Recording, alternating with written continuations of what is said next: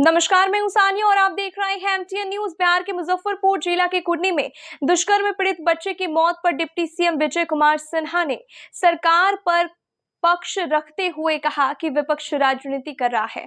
दुष्कर्म के मामले में बिहार सरकार सख्त कार्रवाई कर रही है। एक आरोपी को गिरफ्तार भी कर लिया गया। सीएम नीतीश ने कहा कि किसी भी सूरत में अपराधी बचना नहीं चाहिए। विजय सिन्हा ने कहा कि गिरफ्तार अपराधी को स्पीडी ट्रायल चलाकर उसे सजा दिलाई जाएगी। घर पर बुलडोजर चलेगा, उसकी अवैध संपत्ति जब्त होगी। अपराधी कोई भी हो नहीं बचेगा।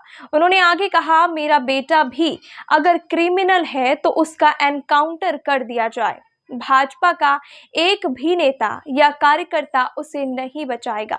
विजय सिन्हा ने तेजस्वी यादव पर भी निशाना साधा है।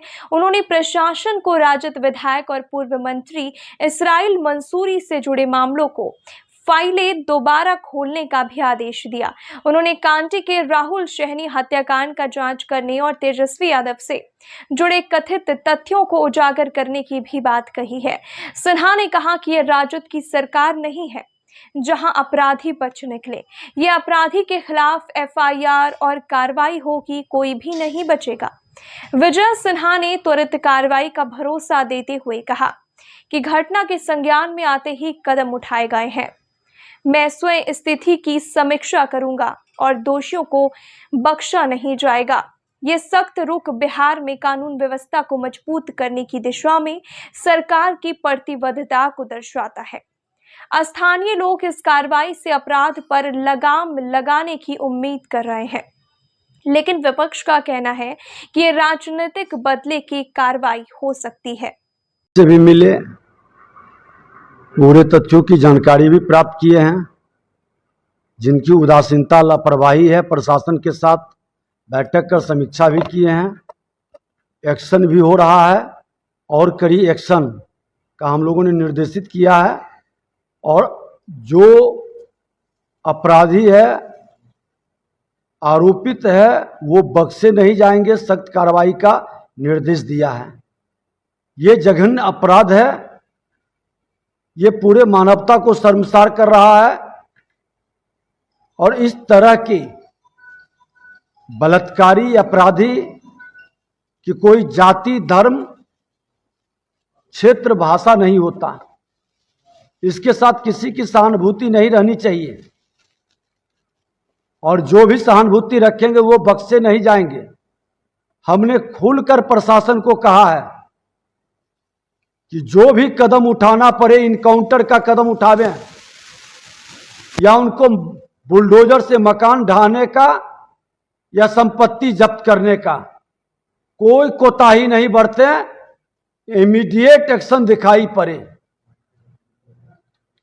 और ये एक्शन हर हाल में ऐसे अपराधियों के मनोबल गिराने के लिए बिहार के मुख्यमंत्री जी का भी निर्देश है। अस्पताल की लापरवाही की भी बात सामने आई है। अस्पताल के जो एसकेएमसीएच है वो कह रहे हैं कि हमारे इलाज में कोई दिक्कत नहीं थी। उसमें एक्शन हुआ है, जांच चल रही है, आगे और एक कड़ी एक्शन होगा। तेजस्वी यादव जो है पत्र लिखे हैं, सीएम को पत्र लिखे हैं और विशेष तौर पे एक दिन का जो है सत्र बुलाने की मांग की है और सर्वदलीय जो है समिति बनाने की भी मांग।